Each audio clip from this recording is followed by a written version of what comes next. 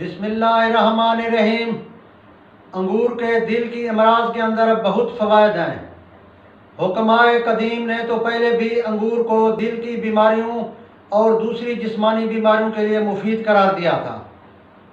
इससे जो है ना, आज भी जो जदीद तहकीक है जो अमेरिका में हाल ही में हुई है, उन्होंने भी यही कहा है कि अंगूर का जूस पीने से दिल के अंदर जो कलाट बनते हैं, जो थक्के बनते हैं, वो इससे ख़त्म हो जाते हैं। अंगूर जो है ये खून को पतला करने में अहम किरदार अदा करता है। हुक्मा ने तो पहले भी खून पतला करने के लिए अंगूर को इस्तेमाल कराते थे।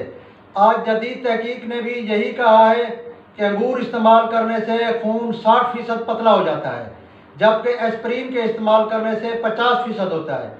अंगूर में ज़्यादा फ़वाइद हैं एस्प्रिन की निस्बत खून को पतला करने के। इस तरह हालिया अमेरिका में जो तजर्बात हुए हैं अंगूर के ऊपर, उन्होंने भी यही कहा है कि इसके अंदर कुदरती एंटीऑक्सीडेंट्स मवाद है जो खून को पतला करने में अहम किरदार अदा करता है, जो दिल की बीमारियों से इंसान को महफूज करता है। इसी तरह इसके अंदर अंगूर के अंदर ऐसे अज्जा हैं कि जिससे आपका ब्लड प्रेशर भी कंट्रोल रह सकता है, खून की बीमारियां भी कंट्रोल रह सकती हैं। इसको जो है ना इस्तेमाल करने से खून चूँकि मुसफ़ा बनता है, इसीलिए खून को कंट्रोल करने में भी अंगूर का इस्तेमाल अहम किरदार अदा करता है और खून की बीमारियों से भी महफूज रखता है।